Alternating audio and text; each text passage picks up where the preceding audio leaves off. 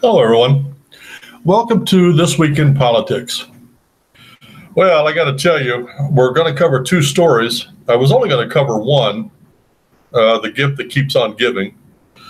But I just got done recording a show for the right-wing Reverend. And by the end of that show, I was so aggravated and so upset for several reasons. Number one, the content of the program just absolutely irritated me. And the fact that I only had a limited amount of time to discuss it, which is one of the reasons we started this program, because I don't have time limits here. So I want to talk about the Green New Deal. Now, I want to talk about that one first, because that's the thing that has been ballyhooed this week.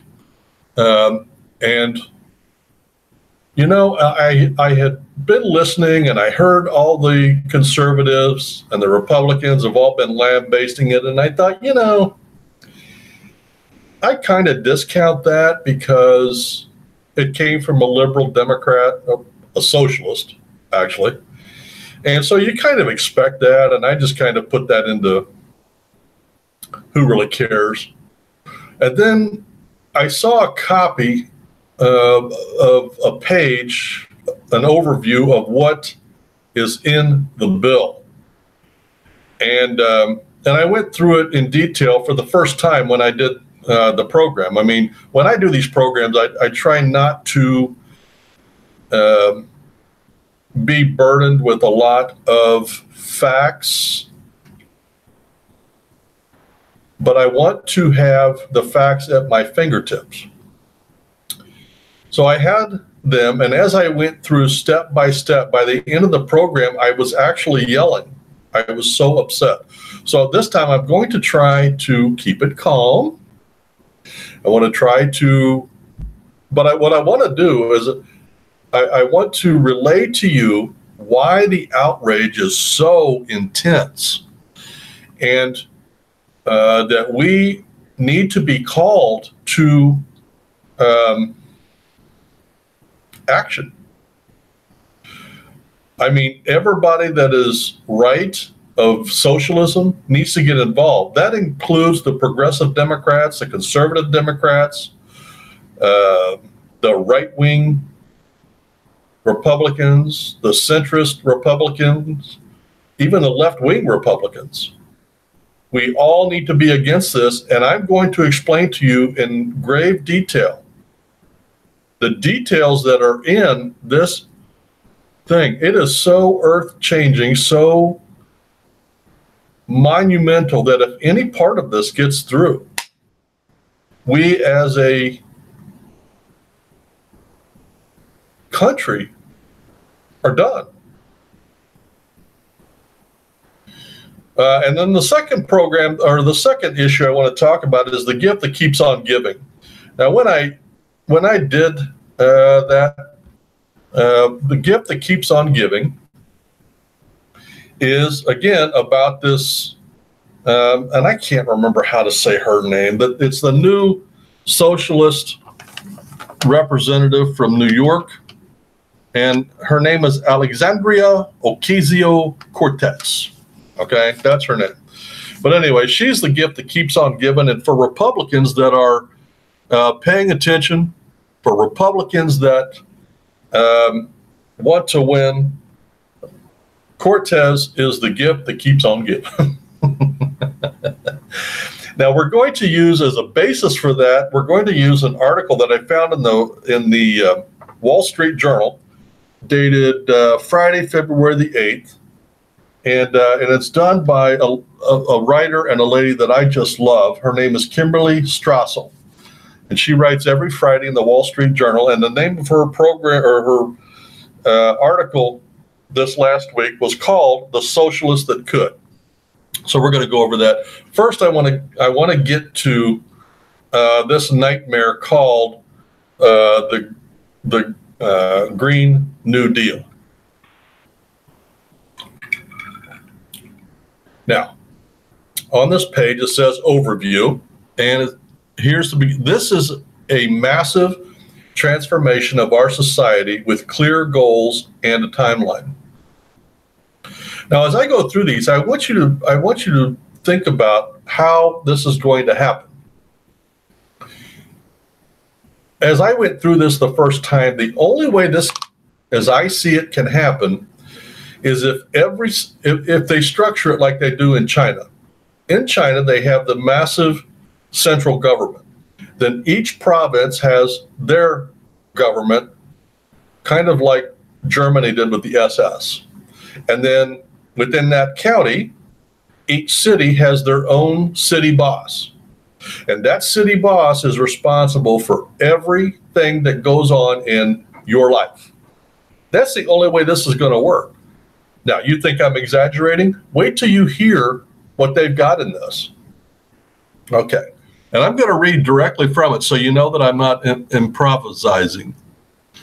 The Green New Deal resolution, a 10-year plan to mobilize every aspect of American society at a scale not seen since World War II to achieve net zero greenhouse gas emissions and create economic prosperity for all. Okay. First off, let's remember the goal for this piece of legislation. The goal to achieve net zero greenhouse gas emissions. Okay, first off, that's not even a thing, okay? That is not the science. There's no such thing as set science on greenhouse gas emissions. That's a thing designed by the left to redistribute income. And the conservatives have been saying this for years. We're going to prove it right here. Now, the goal is not to establish world peace. The goal is not to raise the standard of living for Americans. The goal is not to bring cohesion and togetherness in the country. The goal is not to reduce crime. The goal is not to raise our standard of living. None of those is the goal. Let me read to you the goal again. To achieve net zero greenhouse gas emissions. All right, put your seatbelt on, folks. Here we go. And it says it will, and then we have bullet points. Move America to 100% clean and renewable energy. Okay, let's think about that statement.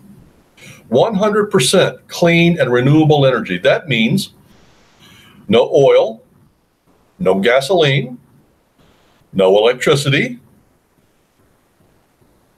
no jet fuel, no heating oil. Think about the implications of that. That means the combustible engine, the car as we know it, within 10 years is gone. No jet fuel. That means all air travel within 10 years is gone. Their fix for that is to put train tracks from every city in the country. Obviously, nobody explained to them how trains derive their energy, but that's an issue that we'll get back to. So cars are gone, airplanes are gone, heating oil is gone, gasoline stations are gone, electric companies are gone. 100% renewable means solar panels, windmills. How are they going to power these trains? Are they going to put solar panels in the engines? I mean, really? So, in the first place, 100% clean and renewable energy. And by the way, Obama tried to do this. It took him 8 years, and he almost succeeded in getting the coal companies out of business. But they're predicting in 10 years that they're going to get the oil companies, the gas companies, the coal companies, everybody out of business in 10 years. You know how the only way they can do that is to pass a law for the country, for the U.S. to take over those companies and close them down. Think about that. The oil companies are big enough, strong enough, and rich enough that all they got to do is close every gas station in the country and go to Europe, and they'll be just fine. We're the ones that are going to be in trouble. That's just the first one. There's more. Let's go to number 2. It will create millions of family-supporting wage union jobs. All right, let's think about that. Right now, the union has all the jobs making cars and the parts. Okay? Now, they may gain union jobs in making windmills and solar panels and electric cars, but they're going to lose the automakers, the suppliers for the automakers, the gas station people, the electric company people. They're going to lose all of them. That is not a winner-winner chicken dinner. That's a loser-loser, stupid boozer. That's a lie. It will not create millions of family-supporting wage union jobs unless it gets rid of hundreds of millions of family-supporting wage union jobs. But there's more. It will ensure a just transition for all communities and workers to ensure economic security for people in communities that have historically relied on fossil fuel industries. Okay, so right here, it is acknowledging that every person and every community that relies on fossil fuels is going to be hurt. But it says it's going to ensure a just transition. Anytime the government says we promise, they lie. Now, how big a section of the country are we talking about? Well, let's think about that.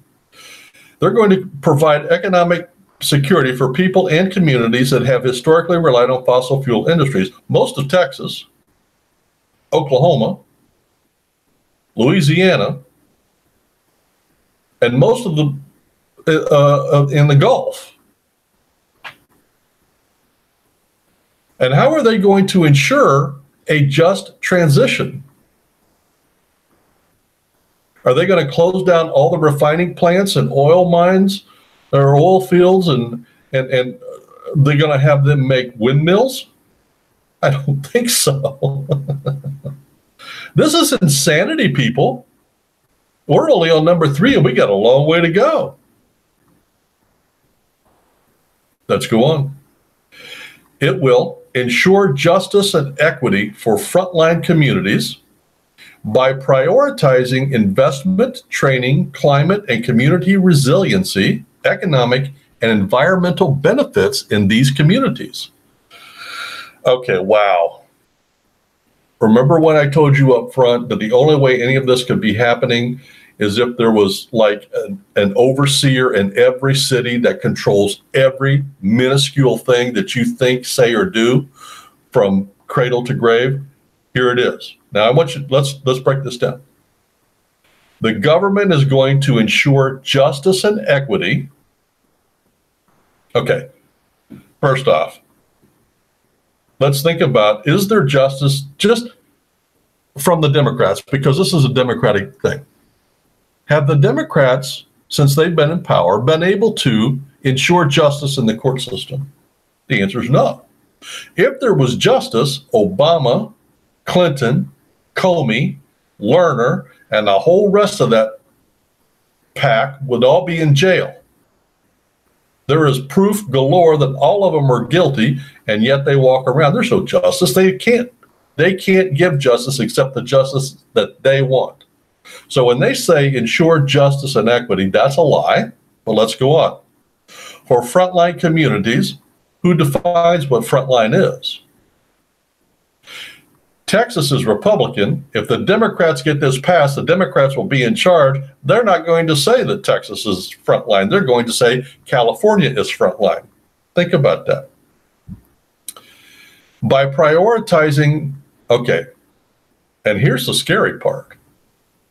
they are telling us the government are going to prioritize things. If the government or anybody else prioritizes things for you, is your best interest at heart or is their best interest at heart? I don't want anybody prioritizing anything for me except me. But they're going to prioritize. Now listen to the reach that they want to have in your life. They want to prioritize investments, training, climate. They want to prioritize climate and community resiliency, economic and environmental benefits in these communities. Are you kidding me?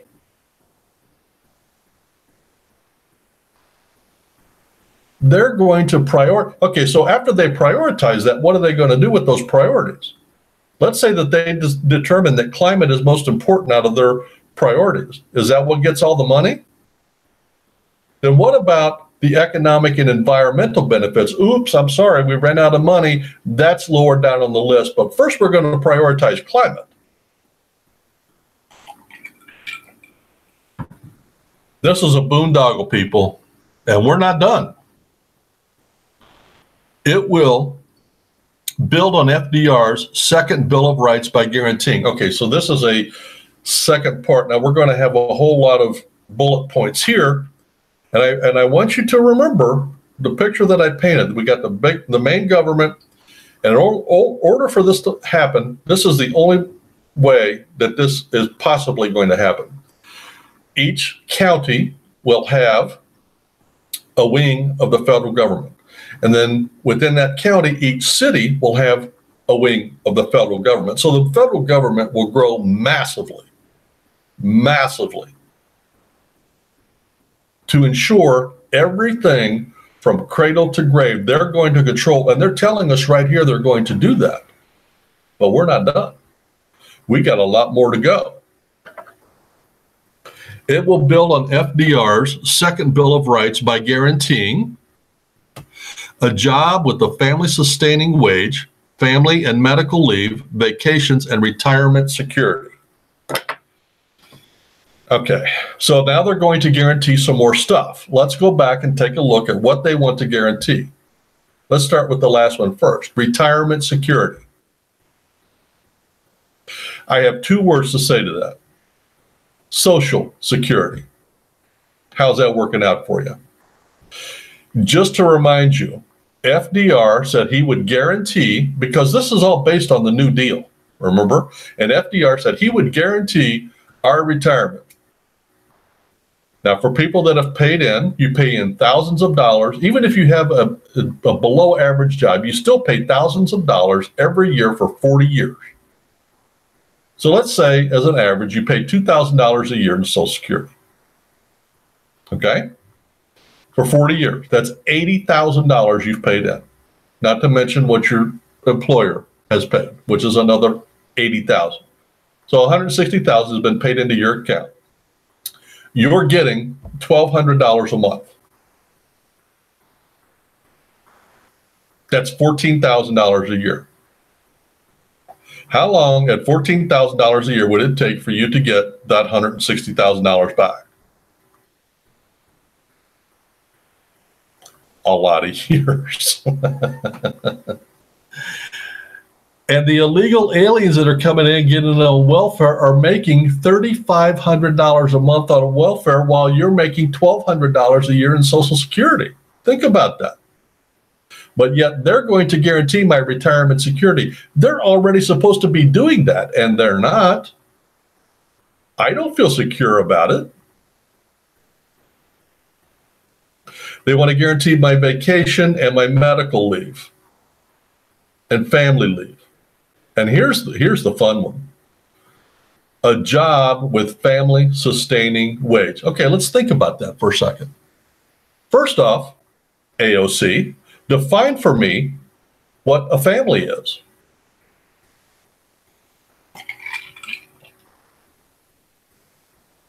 If I have 14 kids and a wife, that means there's 16 people living in my house. Are you going to guarantee me a job with enough income to cover all of our expenses? And who decides what the expenses are? And who guarantees that job? Now, what about the newly married couple that is just a husband and wife? They're a family. Do they get the same income as I get? And if they do, how come? And if they don't get the same as I do, from their viewpoint, how come? And if there's going to be decisions made, who gets to make those decisions about who gets what? The federal government does. I don't want anybody making any decisions about my life except me. This is incredible, people. This is not about, and I will tell you this, this is not about what they originally said about a zero greenhouse gas emissions. That's not what this is about. This is about full-on communism. This absolutely skips socialism and goes straight to communism. This is incredible. But let's go on. It will build on FDR's second Bill of Rights by guaranteeing high-quality education, including higher education and trade schools. Okay. Again, I have two words for you. Public schools. How's that working out for you? Are you happy with the public school system and what they're teaching? I'm not. And here's the greater evil here. If they get to decide and guarantee education from K through 12, then college and or trade school. If they're in control, that means they're dictating what is being taught. Let's think about that from the point of view of the government. Do you think the government wants people who think outside the box, that are critical thinkers, that are movers and shakers? Or do you think they want sheeple who are easily led? They want sheeple. I mean, this proves it. Any thinking, rational person that looks at this garbage, but you know what? If they put this up for a vote right now, it probably wouldn't pass, but I'll bet there's be 40% of the population that would agree with this. And that scares the hell out of me. And it should you too. This skips right over socialism and goes straight to communism. This is so whacked that, and I can't believe I'm saying this, but every Democrat presidential candidate that has been announced has approved of this. They've signed on. Every single one of them. And right now, I think there's 5. Unbelievable. And we're not done. There's more. It will build on FDR's second Bill of Rights by guaranteeing clean air and water and access to nature. Okay, I don't even know what the access to nature means. What are they going to let me into public parks for free? I don't know what that means. But clean air and water. Okay. Again, whenever the government says we promise, they lie. And I told a story on the other show, and this is true. I'm old enough to remember the 60s. And I remember going through Pittsburgh and Cincinnati, through the cities, industrial cities. And the air was so thick and so stinky and so dirty that you would drive through there, even with your windows up, if you had the air on, that stuff would come in through the vent. And by the time you got home, you blow your nose and black stuff would come out onto your Kleenex. It was that disgusting in the 60s. I went back 10 or so years ago. It's just like driving through the country. Same companies are still there, but the air is cleaned up. We don't need the government to tell us to clean our air up or our water. Now, in every city of people that I know that are complaining about the water, It's not the water filtration problem. It's the water pipe problem. That is not the federal government's issue. That is the city and county and state problem. They need to go back and redo the piping. When we were kids, we drank out of the hose because the piping was new. I don't drink out of the faucet ever. I drink bottled water because I don't believe the water coming out of the faucet is clean. In fact, I know it's not. In the job that I do, I've seen the inside of piping. I've seen the inside of copper piping. I've seen the inside of pipes that come out from the streets, and it's disgusting. And the putting a little teeny filter on the end of your faucet doesn't solve that problem. It's disgusting. So they're not going to guarantee that. They can't replace every pipe in the country. That's up to the city, county, and state to do that. But we're not done. There's more. It will build on FDR's second Bill of Rights by guaranteeing healthy food. Okay, first off, do we need the government guaranteeing healthy food? No. I believe that the FDA serves a function, and I endorse that. But when you guarantee me healthy food, I get shivers up my spine. And here's why. First off, who decides what's healthy? To me, eating healthy means stop eating crap food. To my ex-girlfriend, eating healthy meant being a vegan. To somebody else, eating healthy might mean eating 3 square meals a day and no snacks. Healthy eating is determined by the individual, not by the state. Are you willing to let the state tell you what is healthy, what is clean? They want to guarantee clean water, clean air, but they get to determine what's clean. They want you to eat healthy, but they're going to determine what's healthy, not you. They want to control every aspect of your life, down to your food, and we're not done. There's more. It will build on FDR's second Bill of Rights by guaranteeing high quality health care. Okay, this one, I just laughed. I laughed my head off. The United States has the highest level of health care in the world, and it's under a capitalist society. When this happens, there will be a chain of events that happens that will take us to a third world country inside of 10 years. When the government takes over, the doctors will leave. They'll bring in second-rate doctors. The nurses will leave. They'll bring in uneducated nurses.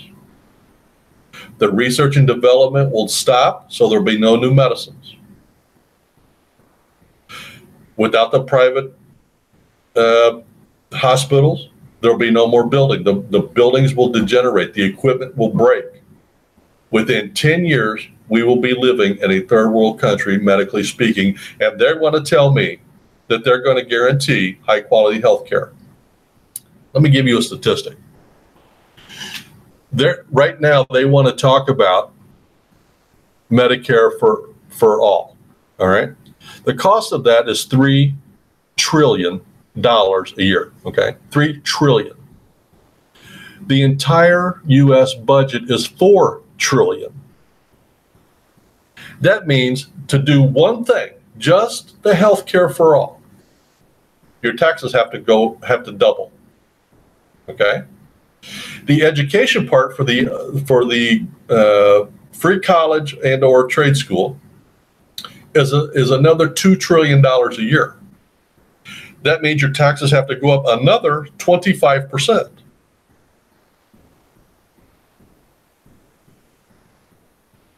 To do all of this, to upgrade everybody's house so it's a green house, to provide housing for everyone, to provide healthy food and clean water and clean air and all that, every dime you make has to go to the federal government to provide for this. you will be working for the federal government. But we're not done. It gets better. It will build on FDR's second Bill of Rights by guaranteeing safe, affordable, adequate housing. Okay, so they want to provide affordable, adequate housing for everyone in the country. So that means everybody gets housing. Everybody. Every homeless, every non-working, every working. Everybody gets free housing. That's unsustainable. You can't do that.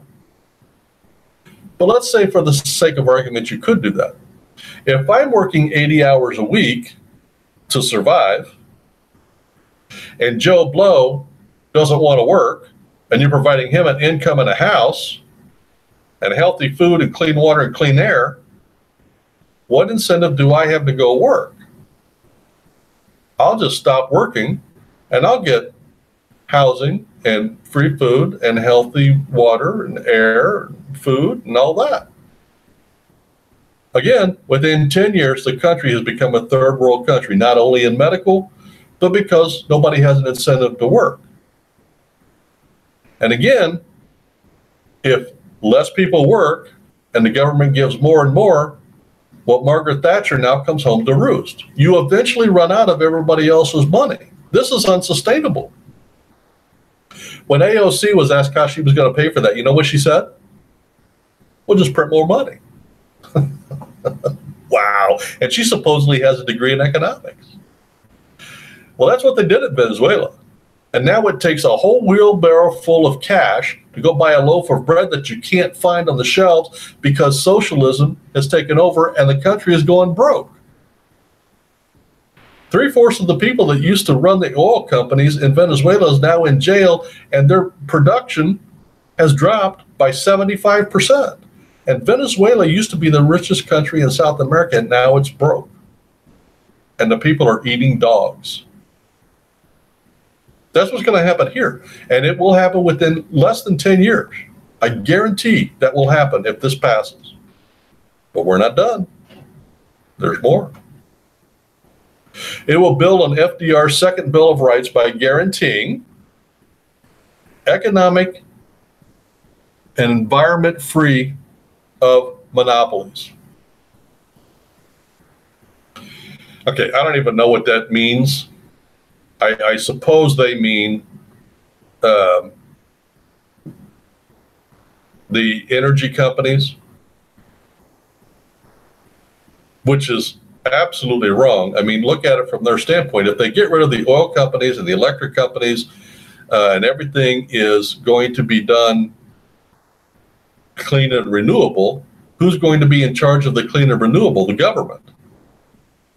That sounds like a monopoly to me. But we're not done. There's more. It will build on FDR's second Bill of Rights by guaranteeing, and this is the big one.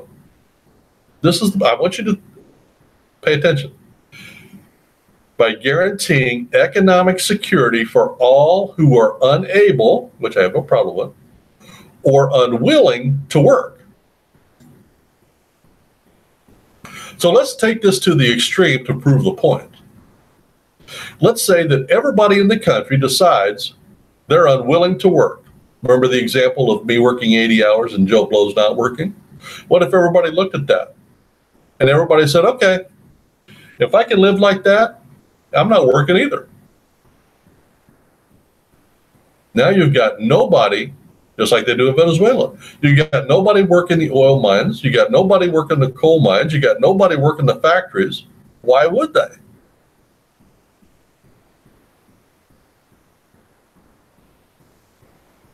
This is unbelievable, folks. This is unbelievable.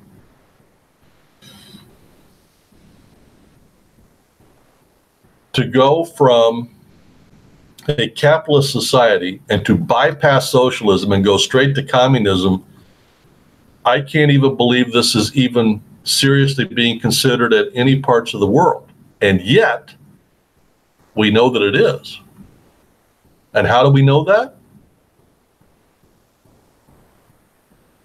Because this was done not only by her, but by a senator in this, by a Democratic senator, and endorsed and backed happily by every Democratic presidential candidate for 2020. So when you vote, if you vote for a Democrat president, you're voting for this. And you need to be aware of that. This is unbelievable. All right. Well, let's move on. Now I want to talk about, now the second story I want to talk about is an article that like I told you, that was from the Wall Street Journal on Friday, February the 8th, by Kimberly Strassel. I just love her. Every article she does is great. I've done several shows on her issues. And I want to go through, the title that I gave it was "The Gift That Keeps on Giving." What she called the article is "The Socialist That Could." And we're going to go over and take a look. This is basically about Alexandria Ocasio-Cortez, the communist House representative whose program we just went over. And I mean it. That's not socialism. That's communism. The only way to make that program work is pure communism. A complete takeover of all units of production in this country and closing them down and turning them over to the government. That's the only way that works. So I want to go over this article and talk about the socialist that could. The Republican Party has a secret weapon for 2020. It's especially effective because it's stealthy. The Democrats seem oblivious to its power, and the GOP needn't lift a finger for it to work. All Republicans have to do is to sit back and watch the 29-year-old Republican representative Alexandria Ocasio-Cortez exist. AOC, as she's better known, today exists largely in front of the cameras. In a few months, she's gone from an unknown New York bartender to the Democratic Socialist darling of the left and its media hordes. Her megaphone is so loud that she rivals Speaker Nancy Pelosi as the face of the Democratic Party. Republicans don't know whether to applaud or laugh. Most do both.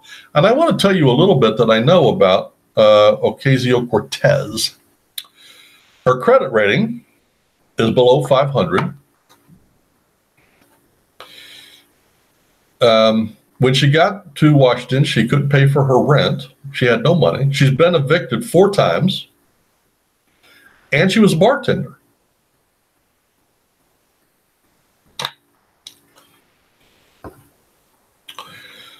Now, I don't know how she got elected. I don't know what her constituency is. But obviously, they're not very bright. For them, what's not to love? She set off a fratricide war on the left with her chief of staff, Saikat Chakrabarty, this week slamming the radical conservatives among the Democrats holding the party hostage. She made friends with Jeremy Corbyn, leader of Britain's Labour Party, who has been accused of anti-Semitism. She's called the American system of wealth creation immoral and believes government has a duty to provide economic security to people who are unwilling to work. We covered that. As a representative of New York, she's making California look sensible. Well, that ain't no lie.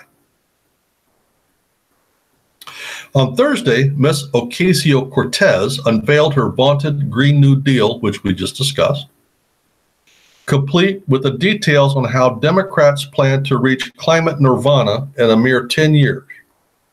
It came in the form of a resolution sponsored by the Senate by Massachusetts' Edward Markey, on which AOC is determined to force a full House vote.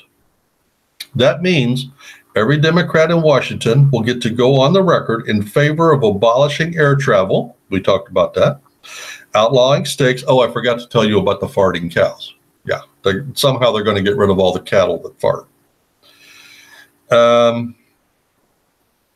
Forcing all American homeowners to retrofit their houses, putting every miner, oil rigger, livestock rancher, and gas station attendant out of a job, and spending trillions and trillions more tax money. Oh, also for government-run healthcare, which is somehow a prerequisite for clean economy. Now, we've covered most of this, but she is reinforcing what we're talking about. All those people she just mentioned are going to be out of a job, and yet that resolution says they're going to guarantee a transition for all of those people. Wow. Now, and here's a question nobody's asked her or asked anybody. One of the major issues is the flatulating cows. How are they going to get rid of those? You're going to destroy every cow? So if you destroy every cow, that means there's going to be no milk, no meat, no steak? Really? All right. It's a GOP dream, especially because the media presented her plan with a straight face. Yeah, no kidding, they did. As a legitimate proposal from a legitimate leader in the Democratic Party. Republicans are thrilled to treat it that way in the March to 2020 as their set piece example of what Democrats would do to the economy and average Americans if given control. The Green New Deal encapsulates everything Americans fear from government, all in one bonkers resolution. Now, what she says is true. Here's my fear. When we talked about the education of this country, one of the achievements of the left has been to dumb down our American kids. I'm not convinced that there's critical thinkers out there. I'm not convinced they know how to think critically. If you present that argument that I went through step by step, I would guess that most millennials would say, hey, that sounds pretty good. We get free everything. I don't have to work. I get a house, I get food, I get clean water, clean air, and a salary. Wow, that sounds like a good deal. Sign me up. I believe that to be true. And that's what scares me about this. I think if they voted right now, 30 to 40% of the U.S. population would vote for that stupid bill. I think it's a mistake for Republicans to be laughing at this. Not because it's serious, not because it's got a serious chance of passing. I don't believe it does. But because when it's presented this way and it's discussed and it's talked about over and over and over, it's like Hitler said. The bigger the lie and the more it's repeated, the more it's accepted as fact. It's the same with legislation. The bigger the legislation, the more it's talked about over and over and over, the more it becomes acceptable. And I'm afraid that's what's going to happen here. It is, for starters, a massive plan for the government to take over and micromanage much of the economy. And we talked about that. They're going to take over the energy section and the health section. Everything eventually. Take the central plank. Its dictate of producing 100% of U.S. electricity through clean, renewable, and zero emissions energy sources by 2030. As Ron Bailey recent has noted, a 2015 plan from the Standard Environmental envisioning the goal called for the installation of 154,000 offshore wind turbines, 335,000 onshore wind turbines, 75 million residential photovoltaic solar systems, 2.75 million commercial solar stations, and 46,000 utility-scale solar facilities. AOC has been unclear. It will be government building all this, not the private sector. Think about that. 46,000 utility scale. That means they're going to rebuild 46,000 utility companies, 2.75 million commercial solar systems,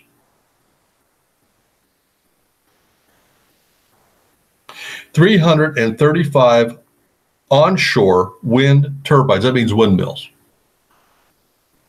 154,000 offshore wind turbine. Okay, they are learning now because there are wind turbines all around, and they're learning right now, first off, they only produce when the wind blows. Okay? When these windmills are blowing, they are killing birds.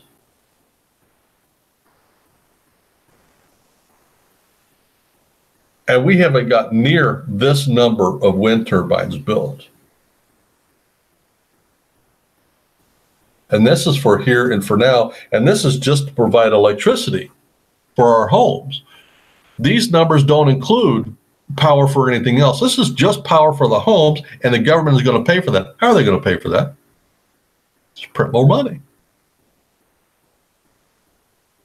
And that might be the easy part. According to an accompanying fact sheet, the Green New Deal would also get rid of combustible engines. We talked about that. Build charging stations everywhere. Upgrade or replace every building in the United States. We talked about that. Do the same with all infrastructure and crisscross the nation with high-speed rail. And the government's going to pay for that. This is so unbelievable, people. Buried in the details, the Green New Deal also promises government control of the most fundamental aspects of private life. The fact sheet explains why the resolution doesn't call for banning fossil fuels or for zero emissions across the entire economy, at least at first. It's because we aren't sure that we will be able to fully get rid of farting cows and airplanes that fast. So it says in the fact sheet, they want to get rid of all the cows and all the planes. If we ignored everything on this whole thing and just got rid of all of the planes, that means the only way we could get to and from anywhere else in the rest of the world would be by ship. That means business as we know it is done. You can't do business. You can't travel. Unless you want to go by boat, and instead of taking a 2-week vacation, which you could do by flying, you got to take a 3-month vacation just to get there and back. Unbelievable. This is an acknowledgement that planes don't run on anything but fossil fuel, not jet fuel. Trips to see Granny. It's also an acknowledgement that livestock produce methane. Alarmists to engage in meatless Mondays. Wow. Prove Kate family Christian in a decade, but that's the goal. That's the goal. Unbelievable, but that's the goal. Finally, the resolution math at its best. It leaves out a price tag. Now, I read that resolution. There was no price tag on there. I went through it, and the only way that I know those numbers is I've done the research. It's equally vague on what kind of taxes would be needed to cover the cost, but it would run to tens of trillions of dollars. The fact sheet asserts the cost shouldn't worry anyone. Yeah, don't worry about it, since the Federal Reserve can just extend credit to these projects, and new public banks can be created to extend credit. And Americans will get lots of shared prosperity from their investments in Ala Solorinda. And she closes the argument, her article, this way. At least some Democrats seem to be aware of what a danger this is, which is why Ms. Pelosi threw some cold water on the Green New Deal this week. They should be scared. Ms. Ocasio-Cortez is a freight train gaining speed by the day and helping Republicans with every passing minute. Now, when it said that Ms. Pelosi threw cold water on that, what they were talking about is Nancy Pelosi started a committee group about climate change, which is what this is all about. And she left Ocasio-Cortez off of the committee, which is a slap in the face because Ocasio-Cortez is the one that's leading the movement here. And Nancy Pelosi is saying, yeah, no, we're not doing that. So this is scary things, folks. I mean, so now she's, I don't believe this is going to go anywhere now, but the fact that it's even out there, the fact that people are even endorsing this is very, very scary to me. I mean, think about that. Every Democrat that's running for the presidency has endorsed this line of crud. So if you vote Democrat, you're voting for all of that. You're voting for communism. When Obama ran for president, I kept saying, if you vote for him, you're voting for socialism, and that's what we got. We had Obamacare. We had the government taking over businesses, and they calling it a bailout. There was no bailout. The government bought the stock and controlled the companies, and then the government installed czars that would go around and tell these companies how much they can pay and how much they can have for bonuses, and they controlled every bit of those companies until they bought the stock back, and the government didn't want to sell the stock back. But when they did, they sold, as an example, they sold Chrysler stock to Fiat Alice. So now Chrysler is not an American-owned company. It's owned by Italians, and every American on the board of directors has eventually been fired, and now it's run by Italians. And not just partially, because when the Italians came in, they bought all the stock that the government had given to the unions. So the unions are flush with cash, but they have no control over the economy or the company. But the Italians control every bit of Chrysler, thanks to Obama. And that was socialism. And I kept yelling and screaming that was coming, and it did. Trump came in and is getting rid of as much of that as he possibly can, and that's why the economy is going crazy. Ocasio-Cortez wants to take Obama and put it on steroids. Within 10 years, if that plan was adopted, the entire United States would be owned, controlled, and regulated by the U.S. government. Unemployment would be 40 or 50%. The U.S. government would be bankrupt. Most companies would have left here and moved overseas. Our tax rate would be 90 to 100%. And those are realistic goals. Those are realistic things that could happen. I'm not hyping things. That's realistic. That's based on the cost. And that's based on the cost today. This is scary stuff, folks.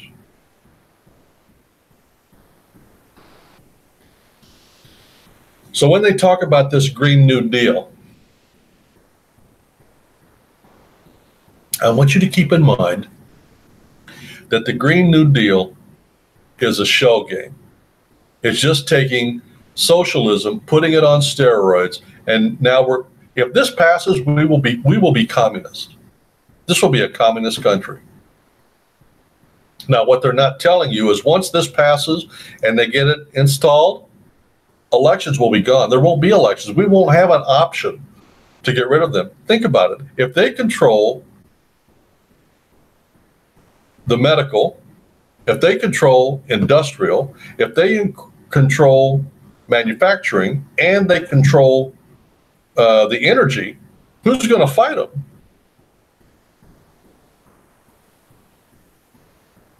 There's not going to be anybody to keep them from just saying, okay, we're going to cancel elections because we have these issues going on. And so the people that are in power right now, which will be Democrats at some point, then we're elections are done. We're communists. Do not even entertain this. You need to contact your representatives, contact your senators, and tell them, hell no, we won't go.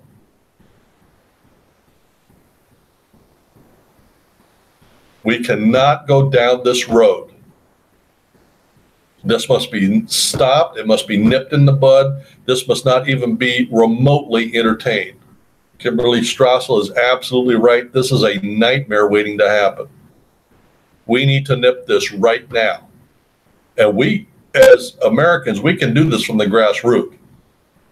We need to write letters. We need to send emails. We need to make phone calls. We need to make our voice heard, and we need to make it heard right now. Do it right this minute.